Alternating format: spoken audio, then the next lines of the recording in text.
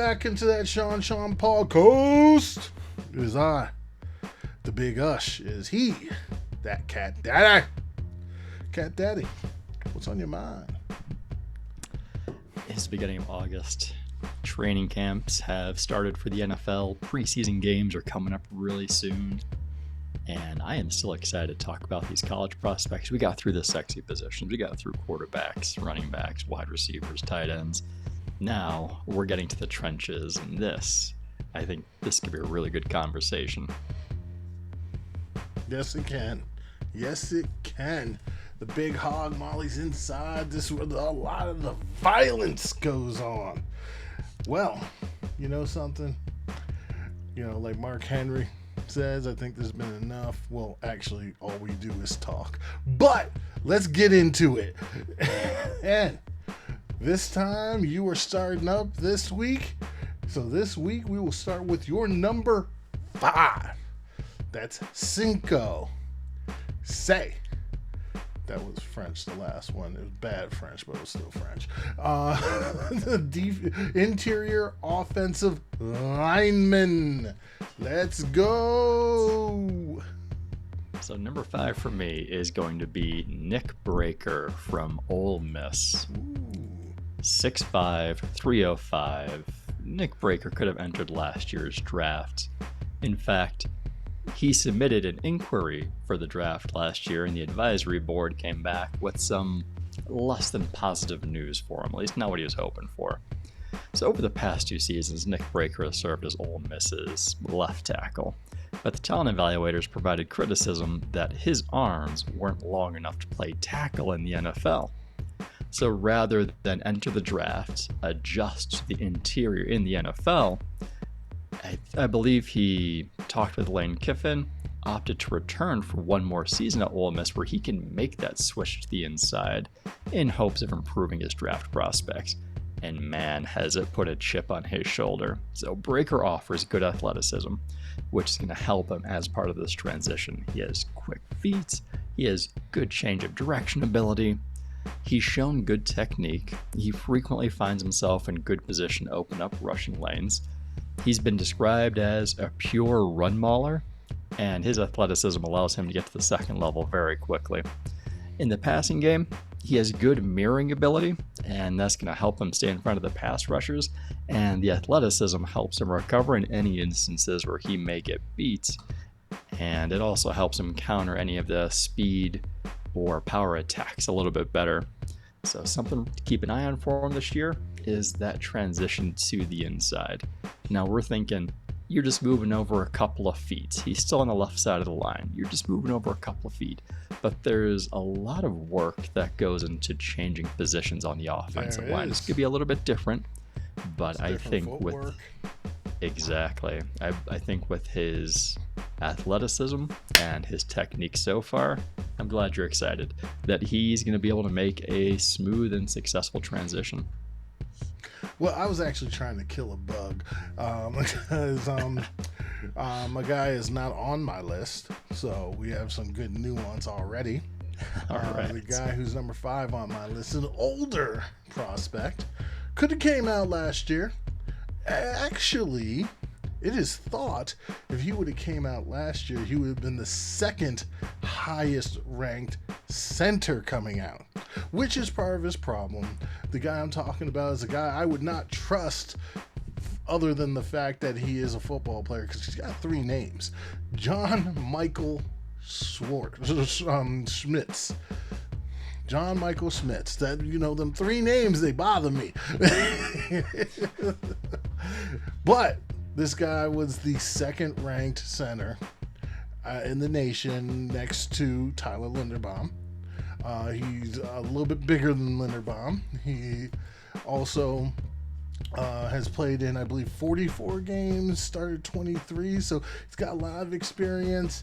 He, yes, is an older prospect, but with offensive linemen, that does not matter as much, because offensive linemen usually play longer into their careers. One thing that is a little bit of a deterrent, he is a center only.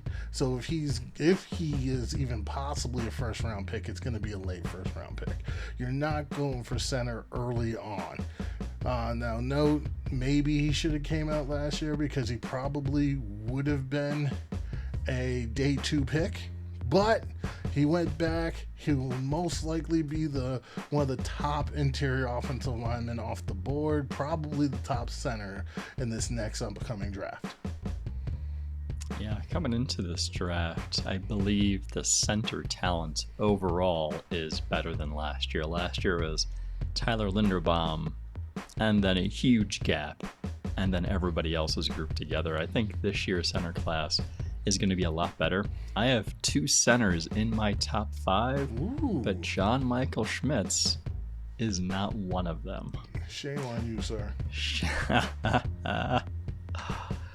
But that does transition me to my number 4 guy, who is a center, and that is going to be Steve Avila from TCU. 6'4", 334.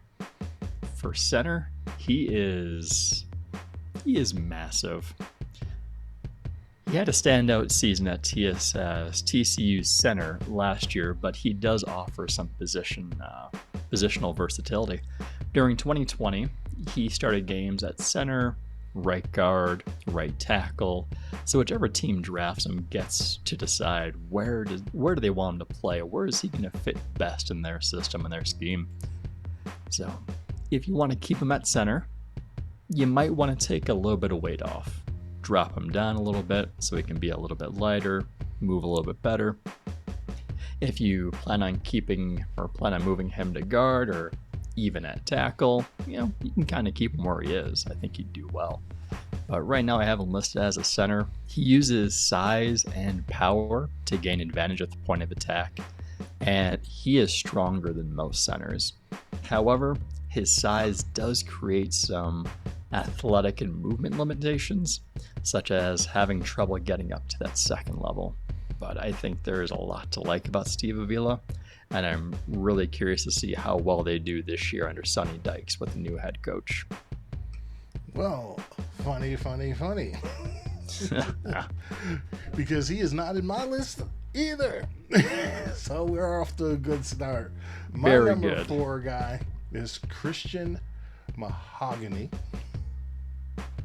And this guy's out of Boston College. He plays guard. He has actually played both guard spots, so flipping it may not be that difficult for him, where he has come accustomed to the changes and still has not lost that ability to play. He's got a great power. He's got good athleticism for his size. He weighs in at 330. He also has a bunch of career starts. Obviously, teammate of Zion Johnson. I think he's actually going to go in the first round. Possibly he can build up that resume. This guy just needs to show a little bit more consistency. He does have a weird stance that might throw some people off, but he still gets the job done because he only allowed 7 pressures total last year. It's pretty good. I mean, when you think of Boston College's interior last year, they had Zion Johnson, they had Alec Lindstrom, they had Christian Mahogany, and that was a pretty good interior for him. The one thing I want to keep an eye on for Mahogany is he suffered an ACL tear earlier during this offseason. He's expected to miss most, if not all, of the season. He could still enter the draft because there's some good tape on him, but it's also possible that he returns to Boston College for one more year, so that's something I want to keep an eye on. But he gets off the line quick, plays mean. He could easily be back for, let's say, late in the season and bowl season and put some tape on. And I mean, let's be honest, these injuries have not stopped these players from coming out. Nope, they haven't. I forgot what year he was. I'm not sure if he'd be eligible for the postseason circuit with the East-West Shrine or even the Senior Bowl. No. I believe he's a junior. Let me just check. He is. He is eligible. He's a redshirt junior. Okay. So he could be on like the watch list for those senior or those postseason circuits, which would be huge for him. He would. I don't think the East West Shrine would really be it. I think it'd be a Senior Bowl candidate for sure. Yeah. All right. I do not have Christian Mahogany on my list, so this is a great start. The injury took him off your list? It did. It did, just because there's that possibility that he's going to miss the entire season. Not afraid of it. Just like you're not afraid of Arik Gilbert's. Yeah. What's that? Just like you're not afraid of Arik Gilbert's tight end class. Hey. Let's go with it. All right. So far we've talked about 4 people, and there have been 4 different people. Let's see if we start matching up. We'll see. My number 3 is from Notre Dame. It's my second center on the list, and it's Jarrett Patterson. So, you're laughing. I don't know if that's a good laugh or a bad laugh. It was a good laugh for the pod. Not a good laugh for us. So you don't have Jarrett Patterson in your top 5, which is going to make this real fun. Yeah. So, Patterson's listed at 6'4", 307, plays center. And I feel as though he's going to be a true center. He's not going to have any positional flexibility. I don't think he has the athleticism or the strength to play any other spots along the line. But as a center, he has been as solid and as consistent, experienced as they come. So similar to how I thought about Northwestern's Peter Skoronski, he's got a high floor, but I don't think the ceiling is too far away. So he's got a good starting point. He has size and technique to be able to start on day one. He plays through until the whistle. He's got good footwork. He's a disciplined player. He has a good understanding of blocking. So he is going to win with techniques and angles instead of power.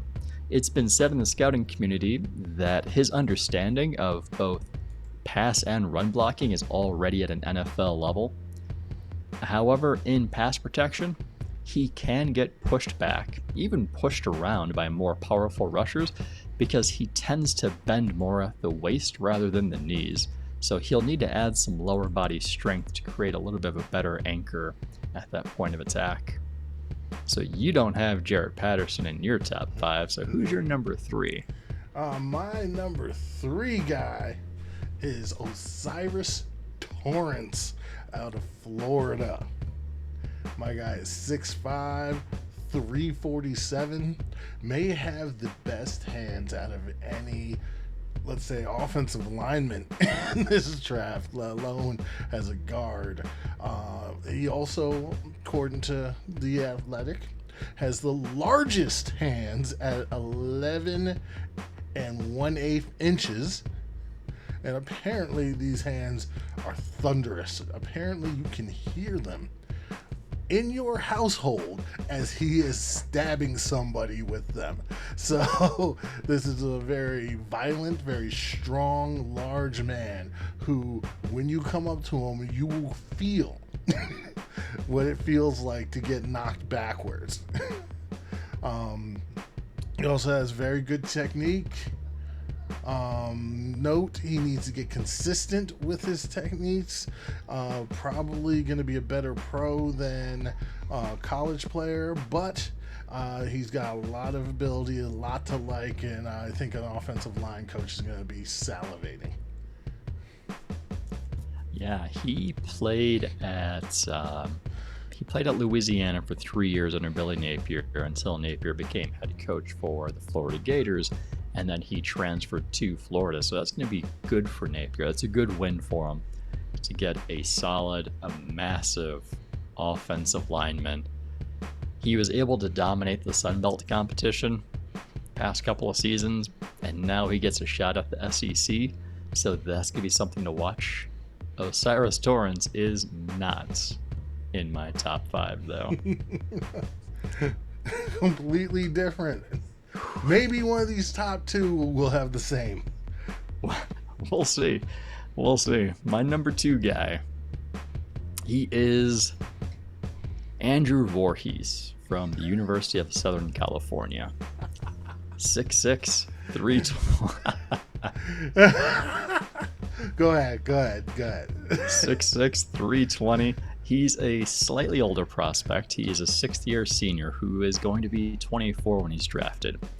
But he could not leave USC on such a bad note. Last year, they finished the season 4-8. He has played left tackle successfully for the Trojans, but he is moving to left guard, where his draft prospects will be better. So it's similar to Nick Breaker, where he's coming back for another year to play at the position he's going to project to in the pros. So that's going to be good because he can offer some positional flexibility and versatility. He's going to play guard primarily, but if you need him to go out and play tackle, he can fill in for you. He's got a high football IQ. He's got good movement skills, and good footwork for a guy his size.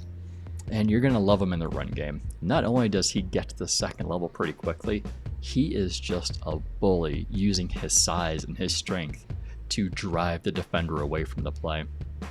There are some criticisms about his technique, which may be slightly concerning for a player going into his sixth year, but how much of that can be placed on the previous USC coaching staffs?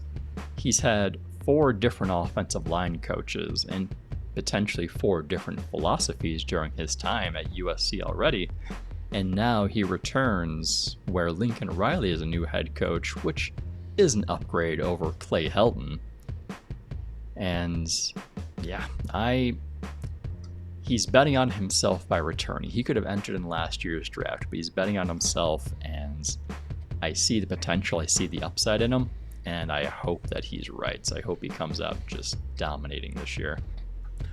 All right, my number 2 guy is a guy who also could have entered last year's draft. Probably easily been a 3rd round pick, but he wanted to, increase his draft stock. And I understand why Mr. Cat Daddy over here could be low on this guy. Mr. Cat Daddy was drawn in last year, and Mr. Cat Daddy had all this guy's teammates all over all of his top 5s, and they all let him down. And if you don't know what I'm talking about, which I think Cat Daddy knows exactly who I'm talking about right now, it is Texas A&M guard Laden Robinson. Now note, his teammate went in the 1st round last year. That's Kenyon Green. And Robinson has the chance to put on some really good tape, show people what he's made of, and go in that same range, into that, possibly 15 to 25 range in the upcoming draft. And one thing that he has over everyone else, he anchors probably the best out of any offensive lineman in this draft. He knows exactly what to do to hunker down and make sure that a defensive lineman is not getting him around him or putting him off balance or putting him on tilt or on skates or anything like that. Any adjective you want to put in there, that's not really happening to him. So there's that. He's also got a lot of power. So he had, I believe it was like an 85 run game grade. So if he can build on that with Texas A&M having, not paid for one of the best draft classes, recruiting classes out there, we'll see if Texas A&M with another year here could, do very well this year, and he can put on some good tape to have him increase his draft stock. I have Laden Robinson as my number 6. I knew interior offensive lineman. So we are complete. Wait, we got one more. We got one more. Maybe it's the same. I doubt it, but maybe it's the same. We'll see. Laden Robinson just missed. It was between him and Nick Breaker for that final spot, and it was really close. What I like about Laden Robinson is the run game. He combines power and athleticism into this beautiful, violent style, and it is fantastic. pass protection is where he's going to need a little bit of work. He doesn't always use the best technique, leads to poor hand and foot placement. He can get beat, knocked off balance, so there's some work for the pass game. But the run game, that's where he's going to make his money.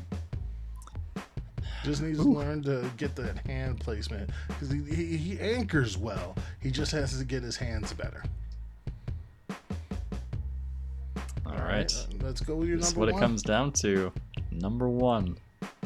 Let's see if we can give the people 10 different prospects to keep an eye on. First time. I think it's the first time so far. But and how much does that say about this draft class for the interior offensive line? There's no clear-cut favorite. Like, we're talking about tight end, Michael Mayer. We're talking about running back, Bijan Robinson. And now we get to the interior offensive line. We've gone through 8 players, or 8 different players. None of them are on the other's list. It's the same for defensive linemen. I think we may have one that's different, maybe 2. So this year, I think the goal for all of these guys is, can I put up consistent tape? Can I put up better tape than the year before? And can I make myself stand out? Because depending on how you're looking at it, all right, enough of that. My number one is going to be Cooper Beebe from Kansas State. We are the same here. We are the same on Cooper Beebe. All right, so we're giving the people 9 different interior offensive line prospects. All right, so he's listed as 6'3", 320 pounds. He actually came to Kansas State as a defensive tackle. He's still learning the offensive line, but so far he's been really impressive. He currently plays left tackle for the Wildcats, but he projects to guard due to size, length. Unlike Nick Breaker, most of BB's snaps have come at offensive tackle, but he already has some experience playing different positions. He has some experience playing on the inside. So in 2021, he made all of his starts at left tackle. During the 2020 season, he was playing right tackle and left guard. During the 19 season, he wasn't starting, but he was still playing left guard as reserve. So he's got that flexibility.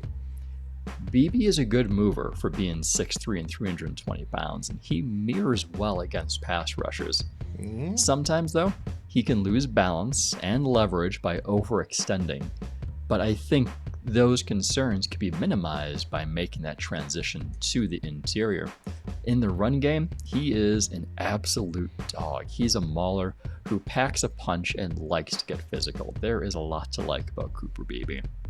So just to give you the possible negative, the reason why he could lose balance at times is he is not ideal length for an offensive lineman, which at times he could be reaching to overcompensate for that. He needs to learn to play within himself and let the defender at times come to him and make the defender work harder and let him work smarter.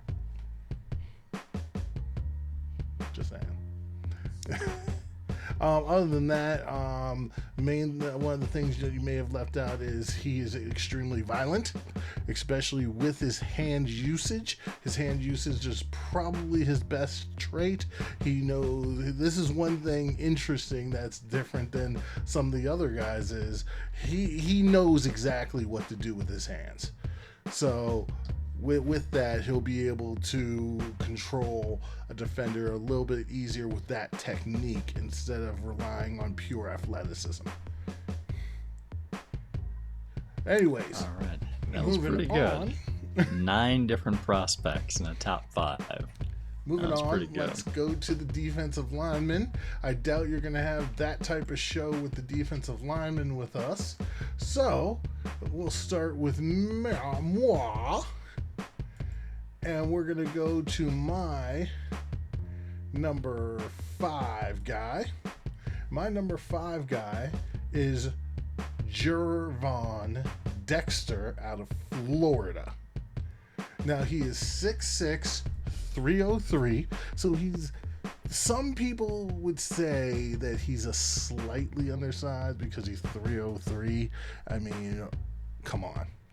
You know, let's let's be real here. Other than that, he all that 303 is good weight. I'm gonna tell you right now, it's very good weight. He's got a lot of athleticism. He could be an impact pass rusher in the next level. We do have to see more of it. He has had,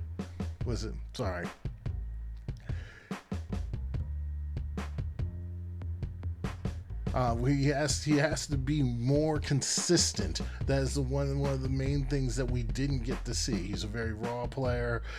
He could come into his own, and he could this year show enough to make him rise up draft boards, but that has remained to be seen. Lost my place there for a second. I do have Gervan Dexter in my top 5. He's actually my number 4, but since you're talking about him now, I'll just add my notes in for him, right? And I'll circle back to my number 5 guy. So he's a nose tackle for Florida, right? Yeah, I think he's playing that position also. Yeah, so he has a great combination of size and athleticism. When I was looking him up, I found him listed as 6'5", 318. Oh. So there's slight difference, not so much the height. I mean, the height doesn't really matter. It's an inch difference. 6'6", 6'5".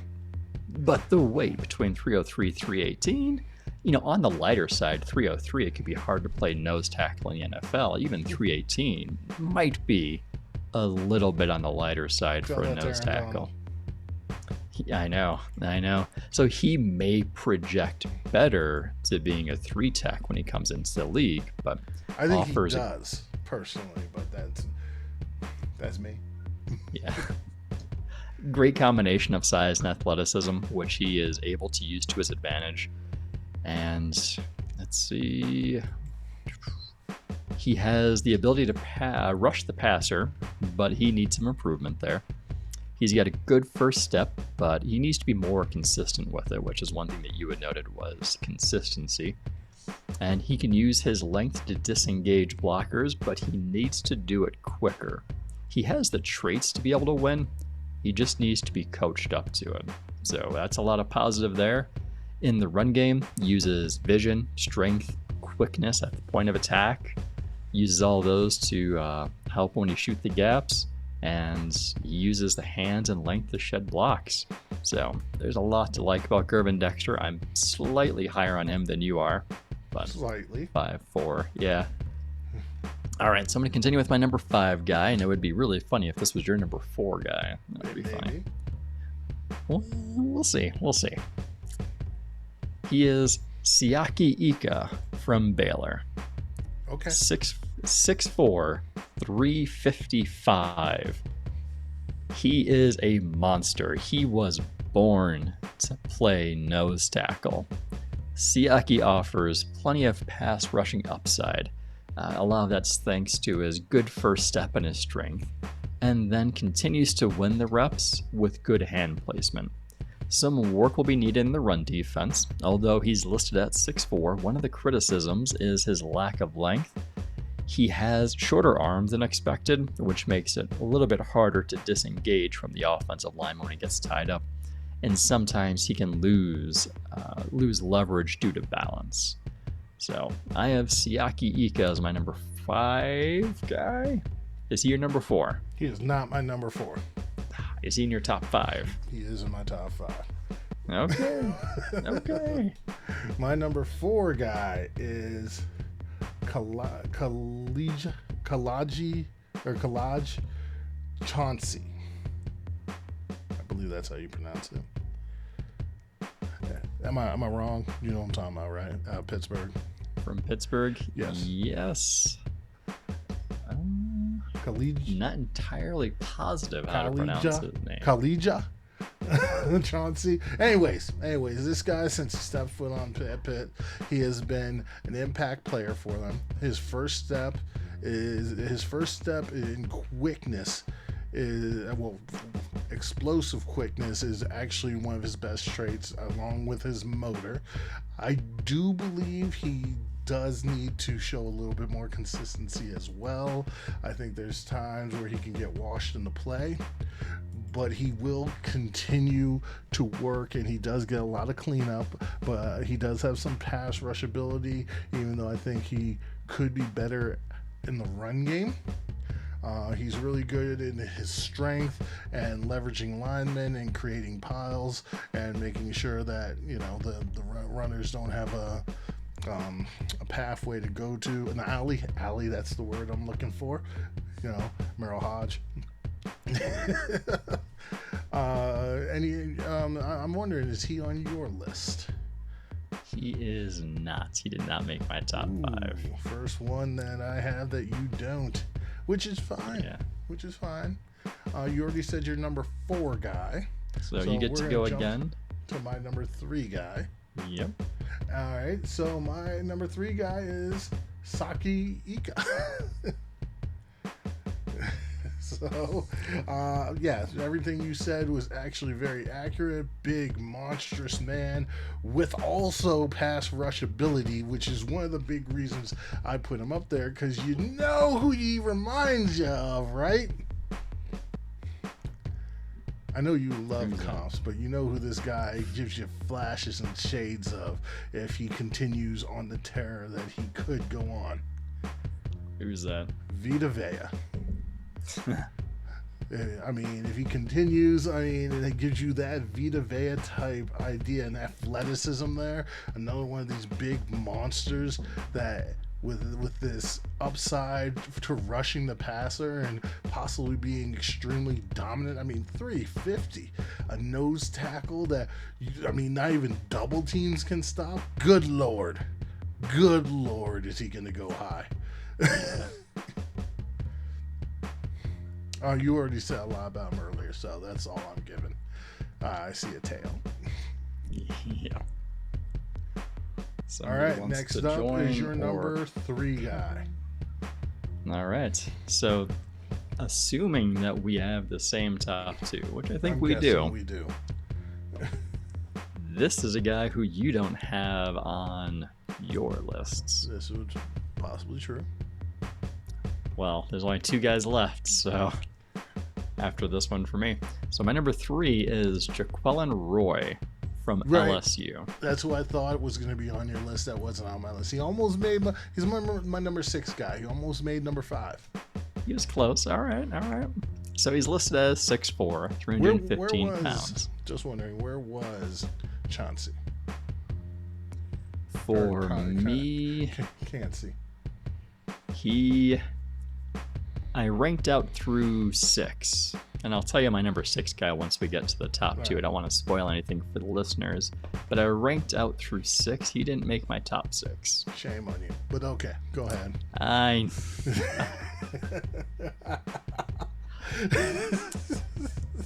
Yep, I'm well aware. So I have Jacqueline Roy, and he is probably not going to be the only LSU defensive lineman to get a lot of talk during this draft process. But I have him as my number 3 because I think the potential is just sky high for him if you can put it all together. So I have a lot of faith in his potential. But he's 6'4", 315. I think he currently plays nose tackle, but may better project to being a 3-tech in the NFL. He's got some potential, which is really thanks to his athleticism and his quickness, and I'm really excited to see what this new LSU coaching staff can do for him. His run defense is where he's going to make his money. He has the size, strength, which will allow him to take on double teams. He can be a threat in the pass rush. He's got some good moves.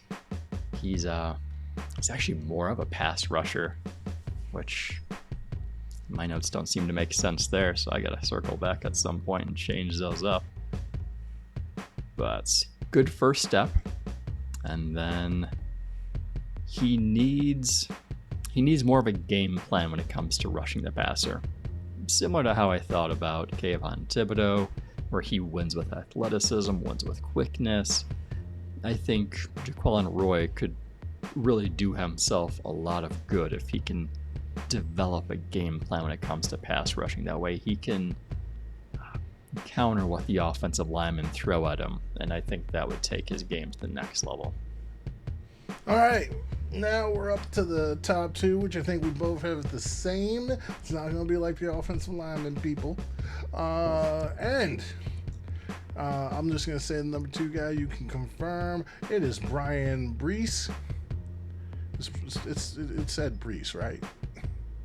I think it was Brian Brzee. Brzee, yeah. I'm sorry, I'm terrible at these names, but you can confirm Brzee is your number 2 ranked defensive tackle. This guy also has the ability to make himself a top 10 pick. This guy burst on the scene as the number 1 overall recruit, and he was looking like his freshman year. Heck of a freshman year. This guy was a monster. Now, only played 4 games last year. Had it was an ACL tear, correct? Yep. So he needs to come back healthy. He needs to show that dominant power and speed and athleticism that he showed his freshman year. If he does that, I think this dude's a top 10 pick. He is a monster when healthy. Key when healthy. I mean, he checks all the boxes: size, quickness, athleticism. He's a player who can quickly create leverage with his first step. Then he uses power and a high motor to get past the offensive lineman and attack the quarterback. And as good as Brzee is in the pass rushing situations, I think he's better in the run defense, where he's able to use his high football IQ, his strength, his length to help create leverage over the offensive lineman, and then he uses his power to shed the blocks. He does have some positional flexibility. You'll see him lining up mostly as a 3-tech, but that was the defense under Venables. Now they have a new defensive coordinator. I mean, previously he was lining up as nose tackle. He was lining up as 5-tech, so I'm really curious to see what Clemson does this season with him. So all right, for our first, for the guy that I know that both of us have as number 1 for defensive tackles, I have some questions. I'm going to start with some questions for you. So the Packers, this past draft, when did they pick? 24. And who did they select? 20. Devontae Wyatt. Devontae Wyatt. What school did Devontae Wyatt play for? What Georgia. position? Defensive tackle. All right, the Eagles, one of their picks, the pick I'm talking about, when did they pick? Yeah, they picked in the teens. They selected Jordan Davis from Georgia. And so both of these guys were first-round picks. Correct. And being a first-round pick is no slouch, right? Correct. All right, so this guy Jalen Carter out of the University of Georgia is said to be better than the other 2 guys who went in the first round in the same draft. He is better than both of those guys. This guy has a chance to be not a top 10. I mean, not first, not top 25, not top 10, but top 5, maybe top 2 pick in this draft. He is what people like to throw those words. Possibly could be a generational talent the way he plays. Just think that his freshman year, at his size, he was catching touchdowns as a defensive tackle. As a defensive tackle, what's going on here? And on the same field with Jordan Davis and Devontae Wyatt, and he's the better one. He would have went in the top 5 of this last draft if he was eligible to come out. I know I'm not giving you any measurables or anything like that. I don't need to. That's all you need to know. I'll give you the measurables. 6'3", 310, 3-tech, and he is capable of being a game wrecker. And you're right. Jordan Davis drafted first round. Devontae Wyatt drafted first round.